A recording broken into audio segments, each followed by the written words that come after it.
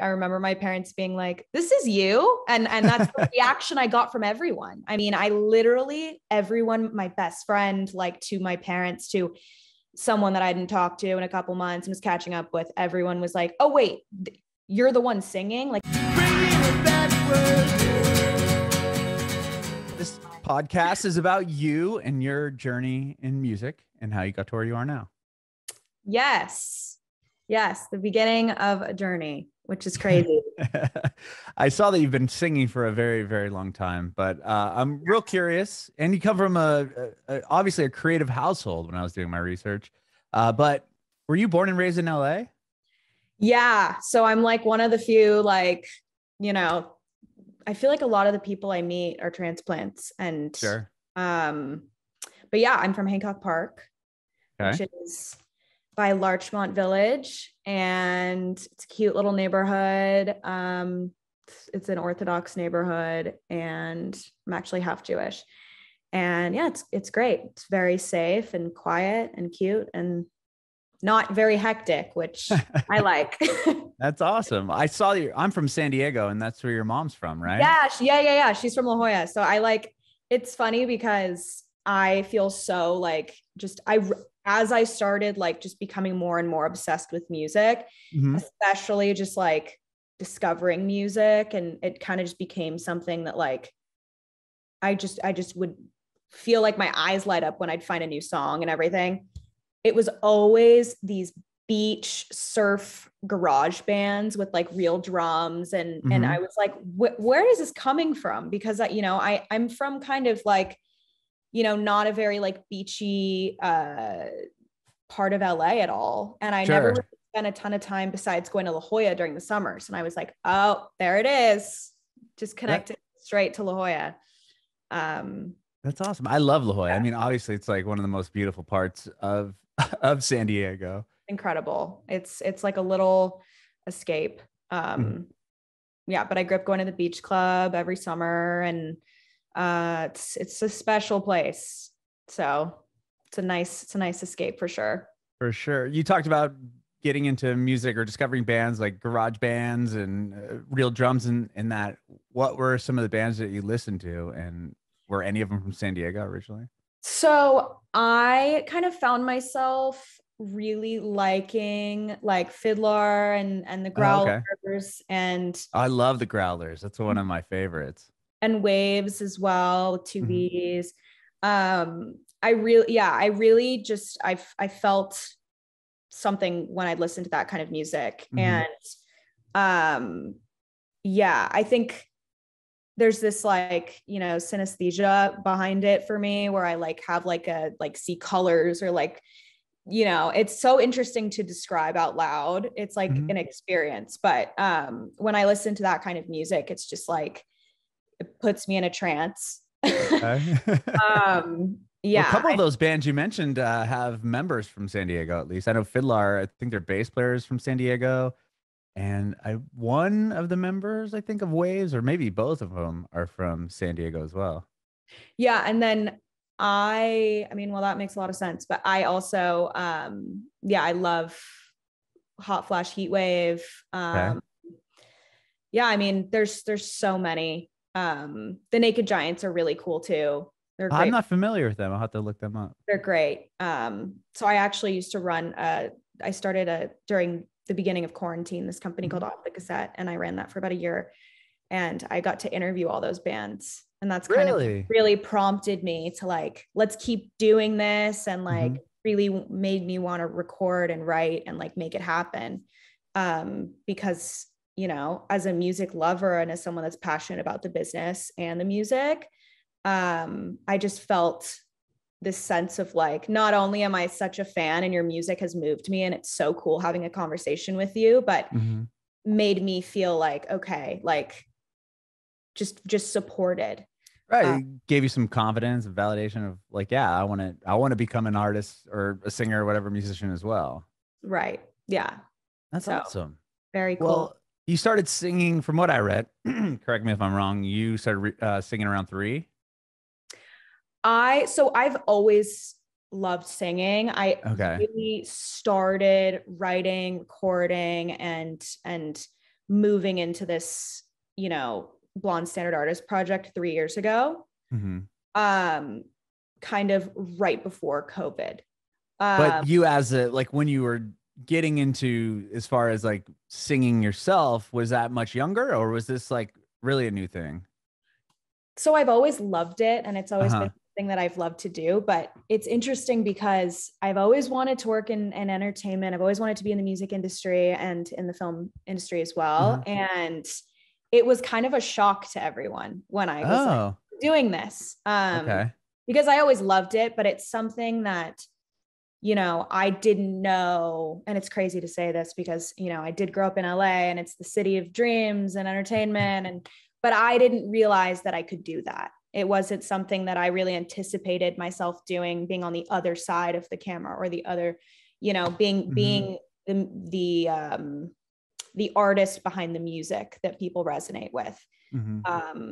Because I love helping those people, and I love discovering music. And so about 3 years ago, I really was like, this is something that I love. And, getting closure, writing songs, and getting to collaborate. And again, the support from the people that I look up to the most around me, and just people in general that I had reached out to, really prompted me to do that. And yeah, I mean, I remember my parents being like, this is you. And that's the reaction I got from everyone. I mean, I literally, everyone, my best friend, like to my parents, to someone that I hadn't talked to in a couple months and was catching up with, everyone was like, oh wait, you're the one singing. Like it took them like into the song a second to be like, since when have you been doing this? Is this something you've always liked? And I'm like, yeah, it's just not something that's like, wasn't a very public thing that I was, putting out there. And I mean,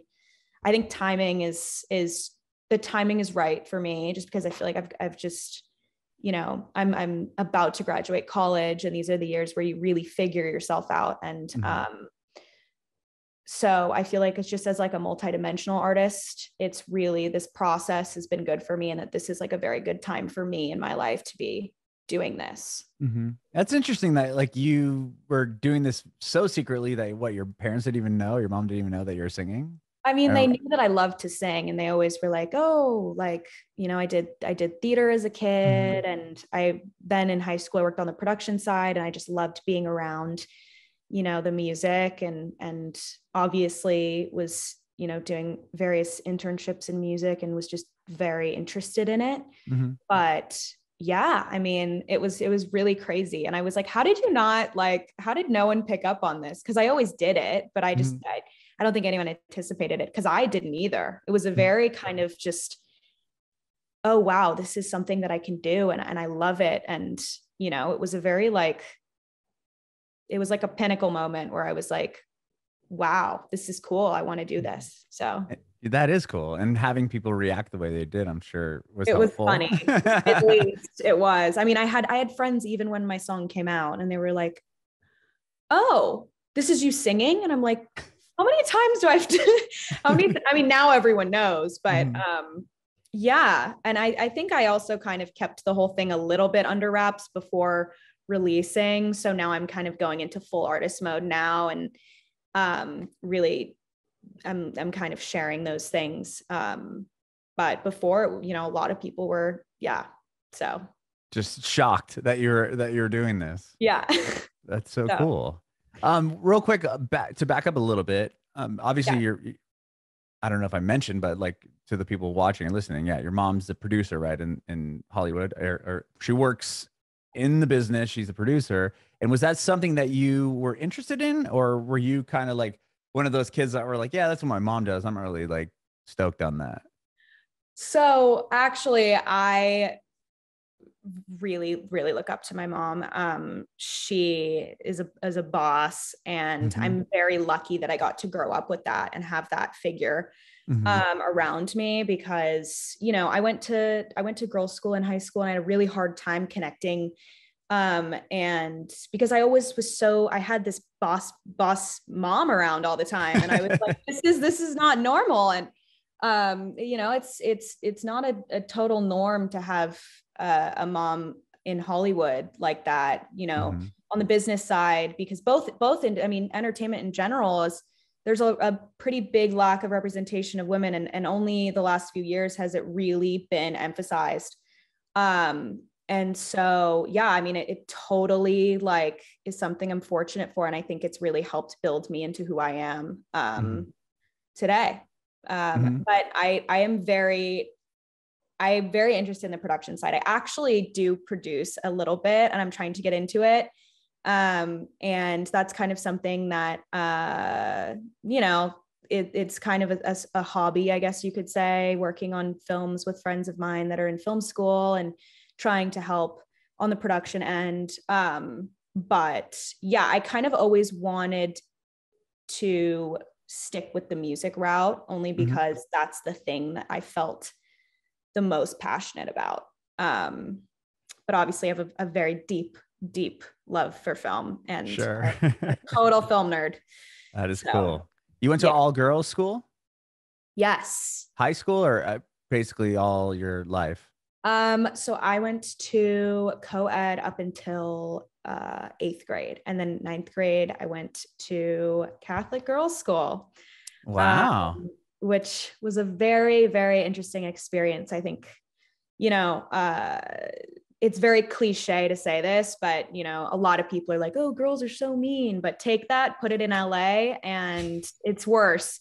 It's like the horror story sorority experience that you cannot escape. But it builds a lot of backbone. I definitely feel like if I have daughters one day, I'm going to send them to girls' school, because it's such an experience. I mean, I'm lucky for it. And I feel like it really built my confidence and my ability to, reflect, and there's just so many experiences that go into like just being with a bunch of girls all day, and the hormones and the drama, and it was crazy. So all of this happened. Okay. Sorry, go ahead. I know, I'm sure you can imagine like that. By the time I was graduated, I was like, I'm just full work mode now. I'm trying to figure out what I want to do and go to school. But I was kind of like, sororities and not for me. Totally support it. Most people love to do that stuff, and it's amazing, and it changes people's lives. But at that point I was kind of like, okay, wow. Yeah.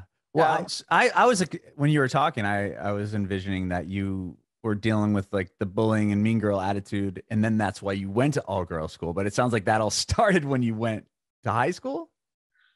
Yeah, I feel like, it's interesting because a lot of the girls in LA can be pretty judgmental, and there is that stigma around for the people that kind of want to go against the grain. And I felt like I always wanted to go against the grain.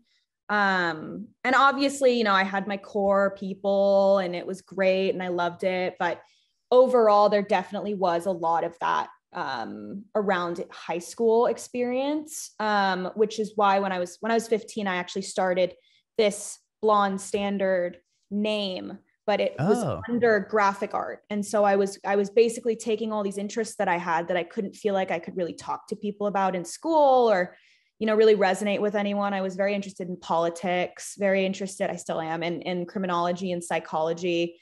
And I would, read and watch documentaries, and end up taking my knowledge and then putting it out into a piece of art and putting it on the internet. And so I took the name blondestandard, which basically means, I look on the outside like I'd fit into a crowd, and you would have your own interpretation, but there's so much more depth to that being, and there's so much more kind of these like vast interests that encapsulate like who I am, and it kind of just relates to other people, and how you, especially this city has a stigma for kind of looking at people and making judgment calls on them, just how they look and what they have and who they are. And so I did that when I was 15, and then it kind of trickled into me wanting to really sing and talk out about my music, instead of just looking at a piece of art and wondering who was the mind behind that piece.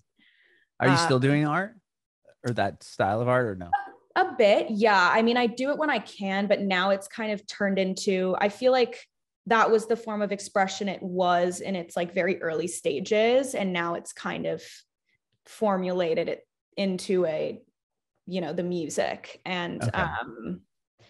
yeah. But it's been very interesting kind of going from being an artist, like a visual artist, to like sonic and being able to literally say out loud, tell these stories. And yeah, I mean, it's been really cool. That is really cool. Did you go to USC? Is that what you said? Yes. So I am in my last semester of college. Wow. Congratulations. Yeah, it's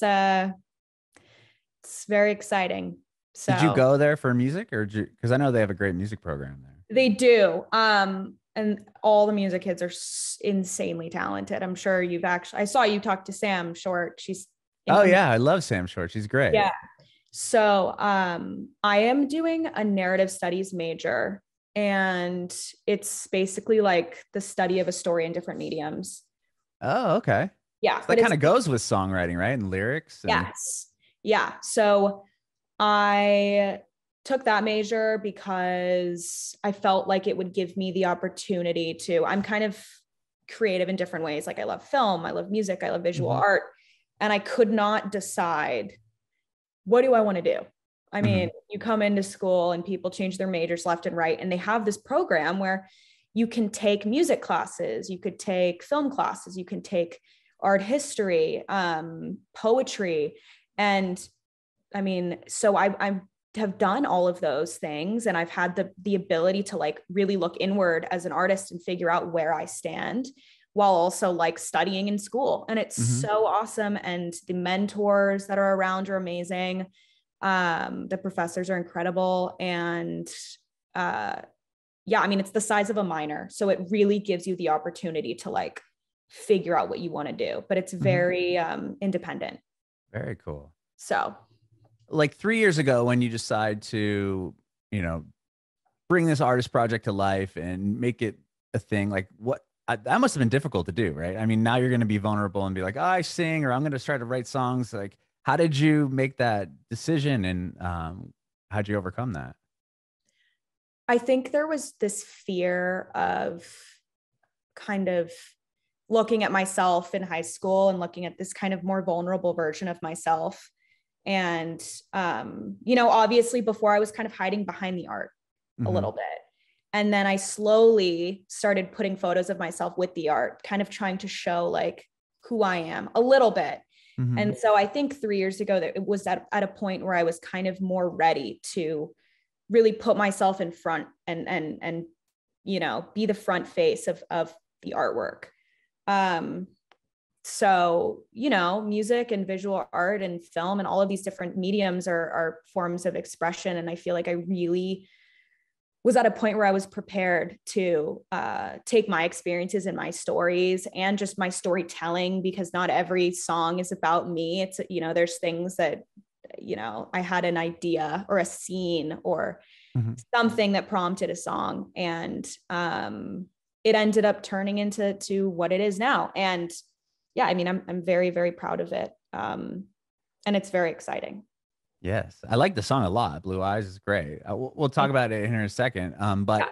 I'm curious to know, like you said, you started the project right before COVID happened, right? Yes. Okay. So were you starting to write songs at this point, or were you recording songs? And then what happens when COVID hits, and how does that affect the, progress of what you're doing? Yeah. So I started working with a producer who was a really good friend of mine. And I had that conversation with him too, where I was like, let's record a demo. He was like, you singing? And I was like, yeah, let's do it. And he's been here like every step of the way for me, and kind of turned into like my main mentor. But he was the first person that really like believed in me and gave me a chance to do it, because I was in the position to want to work in music management. And so I was working very closely with other artists, and I didn't feel like I could be the artist at that point, which is obviously valid for the situation I was in. But, right before COVID hit, it made sense. And it was a perfect kind of opportunity to get into it. And so him and I kind of got in a couple sessions, and we're trying to figure out the sound and the feelings behind it. And at this point, I mean, he's just kind of been there through every step of the way. Mm-hmm. So I'm lucky that I got that situation kind of, it was very spur of the moment too. I mean, it was like kind of shocking for him to hear that I wanted to record and make music, but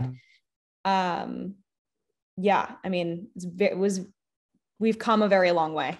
Yeah. Was that a thing that, or were you in your head prior to that? You're like, okay, I know I want to work with this person. But now I have to let them know, like, okay, you know, let's start. I want to sing. Like, was that something, or was it just like you showed up there one day and you're like, you know, I want to sing a song? Or is there pre-mental like preparation for that moment?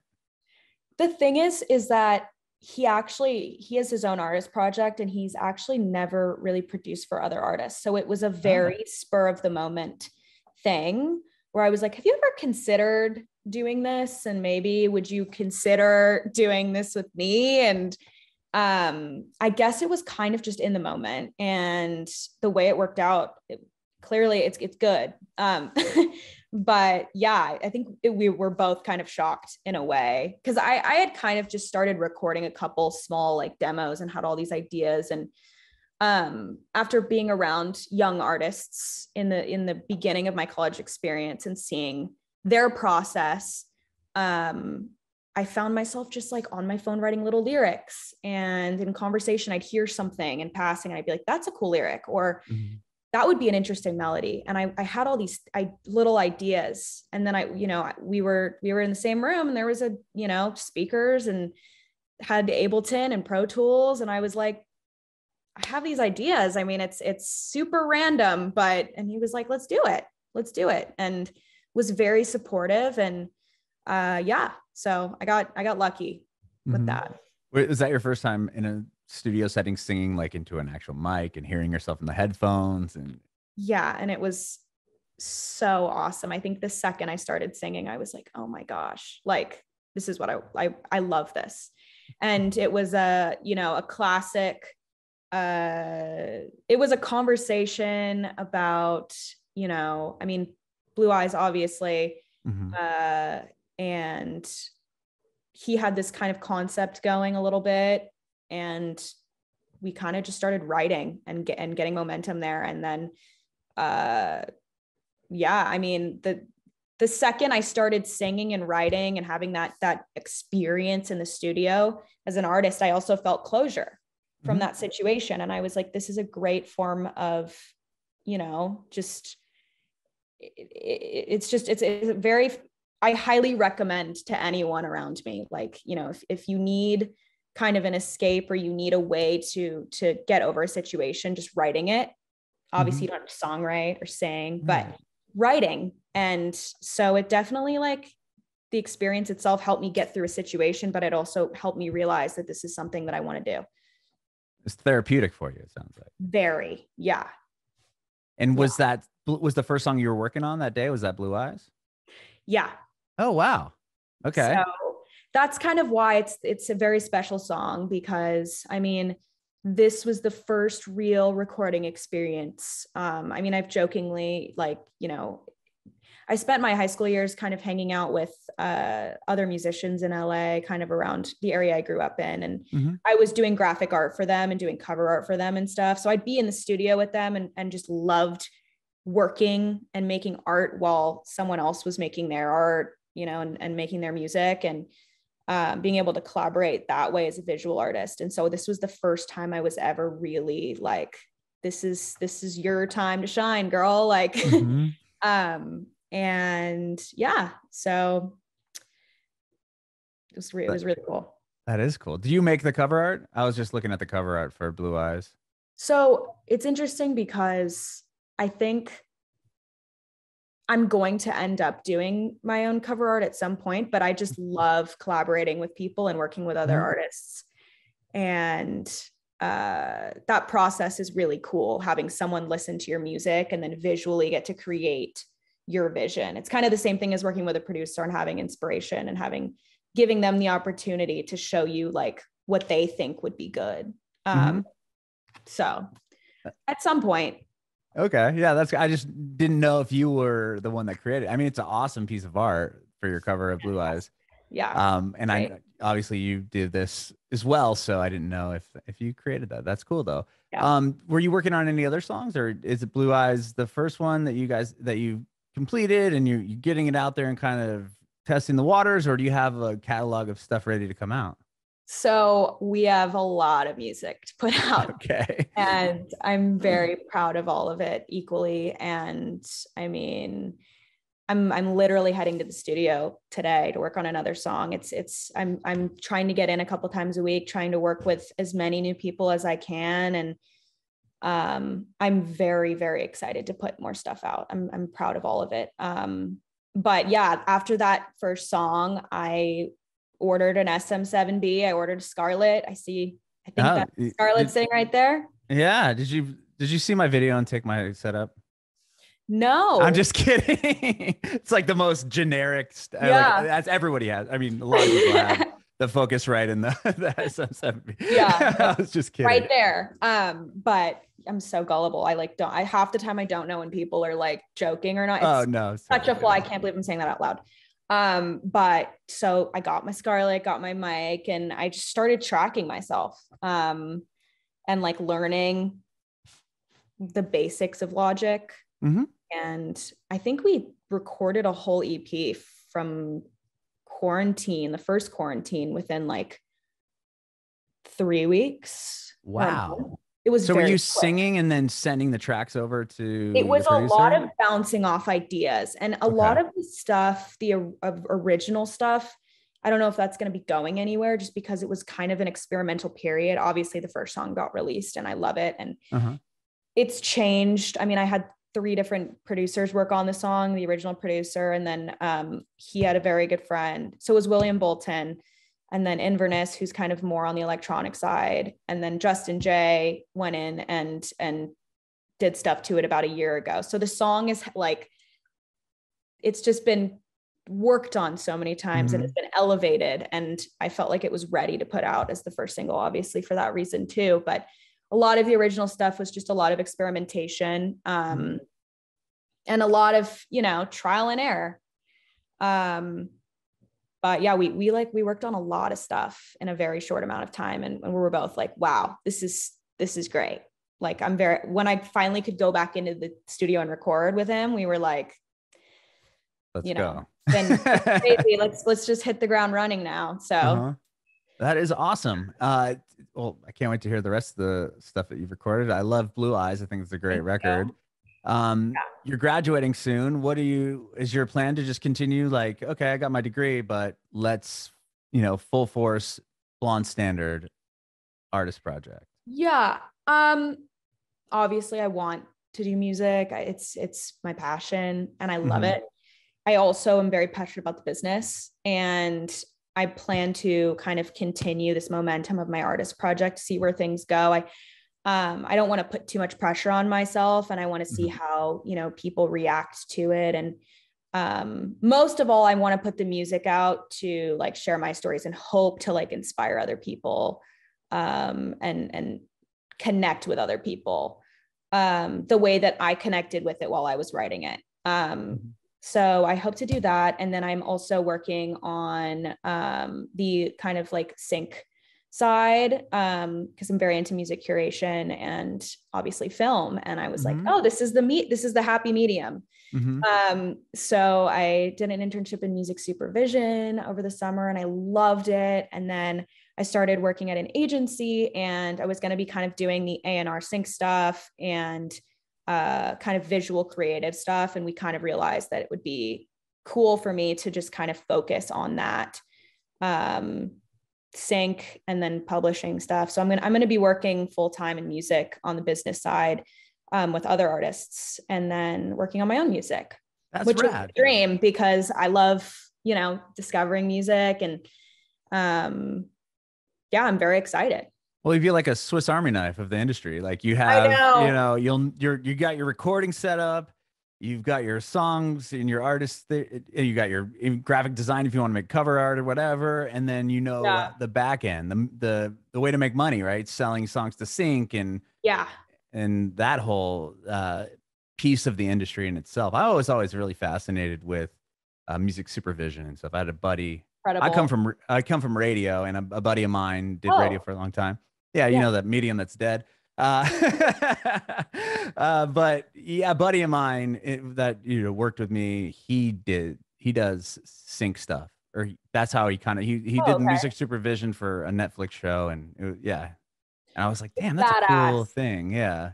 I mean, I was like, just the feeling of seeing on the team that I was with over the summer, kind of like, oh my God, you know that song, or we're getting to get in touch with the label about the rights for this. Like just Hmm. being a part of it and touching it and even just sending emails to these people was just so cool. And then turning on the TV and being like, whoa, like Hmm. I was on those Excel sheets. I was looking at those numbers, like this is crazy. And I'm sitting there because I mean, honestly, it kind of the realization that this was something that I loved was I was taking a film class at USC, a silent film class, and we had a discussion period. Obviously, it was not a class for me because I kept analyzing the scores, and the teacher like pulled me aside. She's like, "Do you want to do this? Because you're talking about the music. This is not. This is a film class. This is a silent film class. So, you know, maybe you should consider not." I was like, you know what? You're right. You're right. You're right.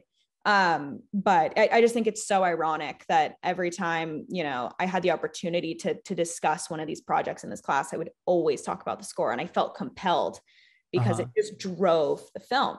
That's what I was about to say. Like, that's what I would have taken from the class if I was in it. Right. It blows my mind that the teacher was like, "It's a silent film class." Well, the score to the film is driving the emotion and everything else that you're seeing, right? Yeah. And I think part of the reason why, which is valid, is that the score changed because the film was God knows how old. And she was like, this is not the original score.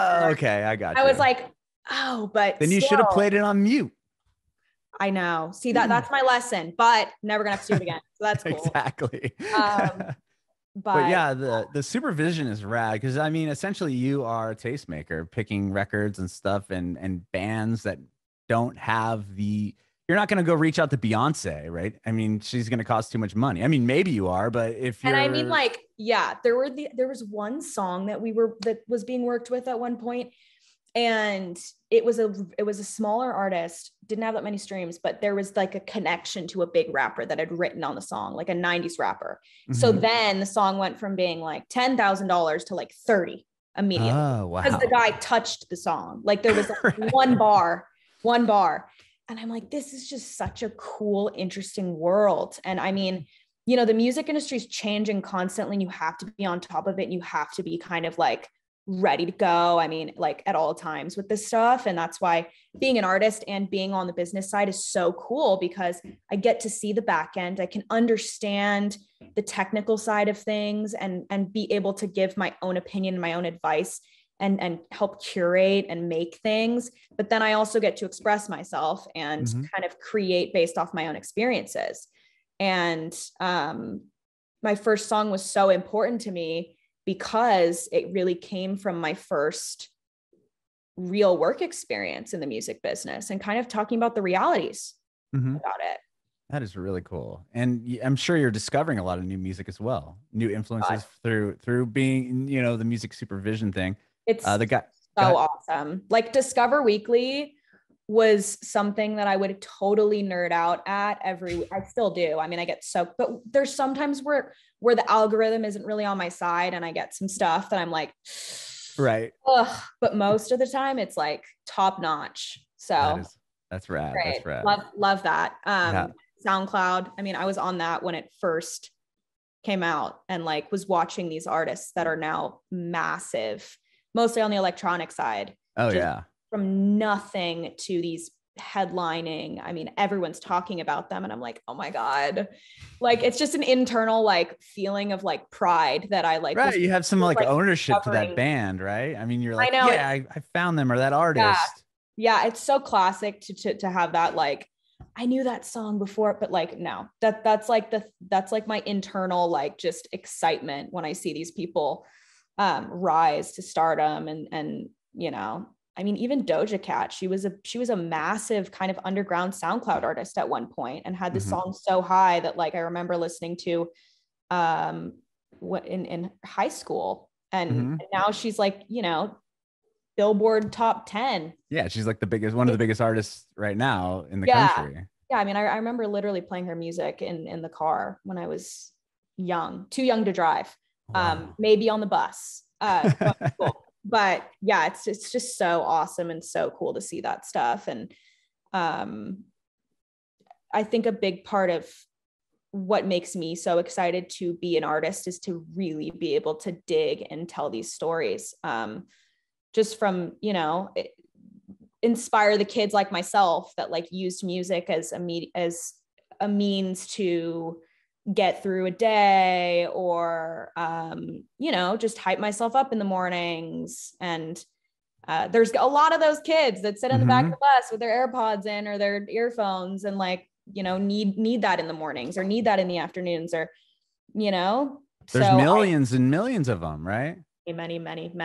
Yeah. But I really want to a big goal of mine is to connect with those people and connect with, you know, I want people to relate and to understand and feel connection within the stories. Because there are these very light, I mean, as I continue to release music, there are these very kind of lighthearted meanings on the surface of the songs, but then the depth is very, very intense.